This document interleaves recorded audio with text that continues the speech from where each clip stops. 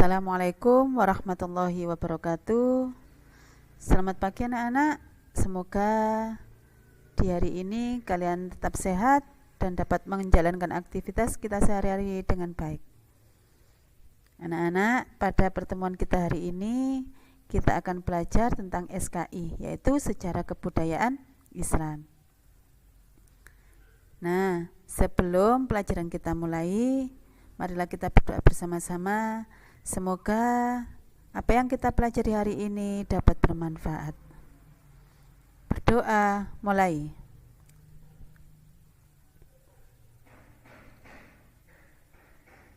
Berdoa selesai. Anak-anak, pada pertemuan kita hari ini kita akan belajar yakni bab tentang dakwah Nabi Muhammad SAW. Nah, ada yang tahu apa artinya dakwah? Dakwah adalah menyeru dan mengajak orang untuk beriman dan taat kepada Allah. Strategi yang dipakai oleh Nabi Muhammad dalam berdakwah ada dua cara, yakni apa? Yang pertama yakni secara sembunyi-sembunyi. Secara sembunyi-sembunyi ini dilakukan oleh Nabi sekitar 3 tahun. Kenapa Nabi menjalankan strategi secara sembunyi-sembunyi?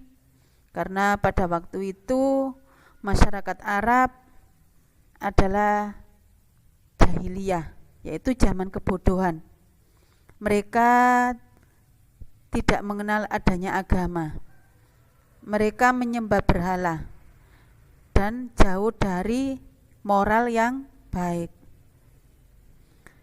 Karena keadaan seperti itu, Nabi kemudian berhalwat di Gua Hiro. Di dalam berhalwatnya itu, kemudian Nabi menerima wahyu yang pertama, yakni surat Al-Alaq ayat 1 sampai 5 yang bertepatan tanggal 17 Ramadan, yang kemudian kita kenal dengan Nuzulul Quran, yaitu turunnya Al-Quran. Insya Allah anak-anak semua sudah hafal ya surat Al-Alaq sampai 5. Ayo kita ucapkan sama-sama. Bismillahirrahmanirrahim. Iqra bismi rabbikal ladzi khalaq. Khalaqal insana min 'alaq. Iqra wa rabbukal akram. Alladzi 'allama bil qalam. 'Allamal insana ma lam ya'lam. Nah, anak-anak, itu tadi bunyi surat Al-Alaq ayat 1 sampai 5 yang diturunkan sebagai wahyu pertama kali oleh Allah kepada Nabi Muhammad. Nah, Al-Quran diturunkan juga secara bertahap, tidak langsung sekaligus 30 juz, tidak, tapi bertahap. Selama berapa? Selama 22 tahun, 2 bulan, 22 hari. Nah, di dalam tahap-tahap itu, kenapa secara tahap? Punya alasan sendiri. Apa? Mudah mengerti dan diamalkan. Kalau misalnya surat Al-Alaq langsung turun banyak, tidak mungkin kalian akan menghafal. Tapi kalau turunnya ayat 1 sampai 5, insya Allah akan dimengerti, akan dihafal dengan mudah. Alasan yang kedua, sebagai jawaban atas permasalahan yang timbul. Contohnya ketika Nabi dicemooh oleh orang masyarakat Arab Quraisy. Nah, di situ Allah menurunkan suratnya, yaitu surat Al-Lahab. Di mana di situ diceritakan bahwa Abu Lahab beserta istrinya akan dilaknat oleh Allah dengan balasan api yang sangat panas sebagai bahan bakarnya, yaitu Abu Bakar sendiri beserta istrinya. Alasan yang ketiga, turunnya wahyu atas peristiwa-peristiwa yang terjadi. Contohnya,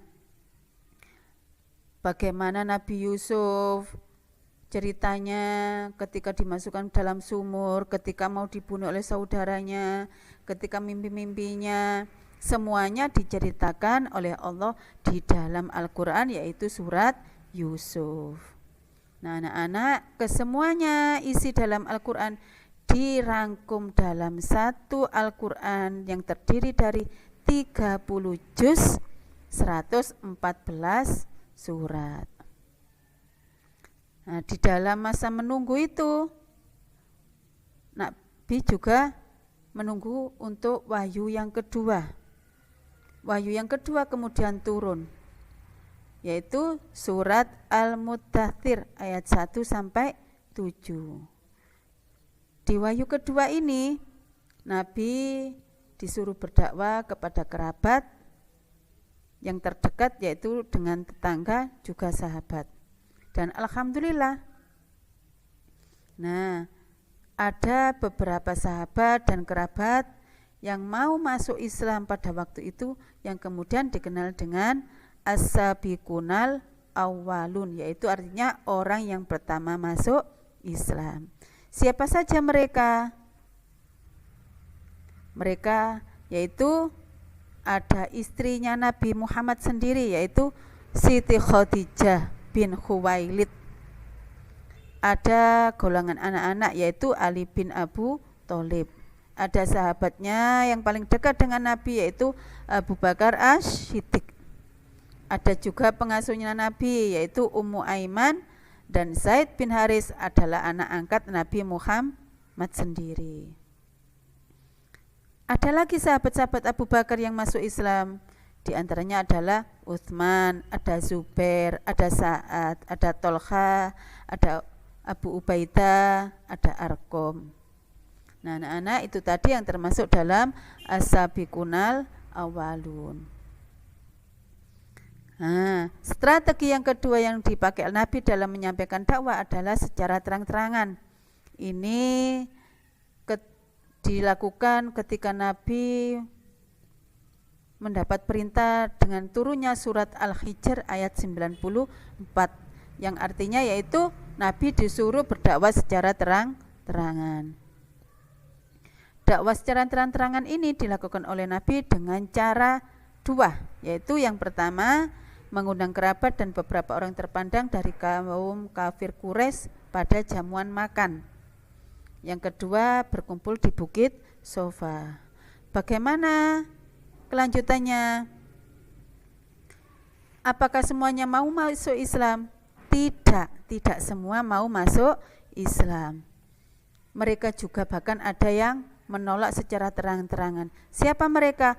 Termasuk pamannya Nabi Muhammad sendiri, yaitu Abu Bakar, yaitu Abu Lahab. Maaf ya, anak-anak, yang pamannya Nabi yang menentang keras dakwanya Nabi adalah Abu Lahab. Bahkan Allah sudah melaknatnya beserta istrinya, yaitu di dalam surat Al-Lahab. Adapun isi dari dakwanya Nabi adalah satu, agar manusia hanya menyembah Allah dan tidak menyekutukannya. Yang kedua, dilarang menyembah berhala. Karena pada waktu itu berhala-berhala diletakkan oleh orang kafir Quraisy, yaitu di sekitar Ka'bah. Nah, yang ketiga yaitu berbuat baik sesama, dan yang keempat tidak boleh saling mengganggu dan menyakiti. Itu tadi pelajaran kita hari ini tentang dakwah Nabi. Nah, anak-anak, insya Allah kalian sudah paham dan kalian insya Allah sudah mengerti.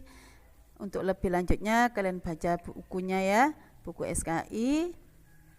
Nah, setelah itu kalian kerjakan halaman 15, yaitu nomor 1 sampai 5. Anak, semoga pertemuan kita hari ini dapat bermanfaat. tetap semangat belajar, jadi anak yang terbaik. Dari Bu Eni sekian dulu, dan assalamualaikum warahmatullahi wabarakatuh.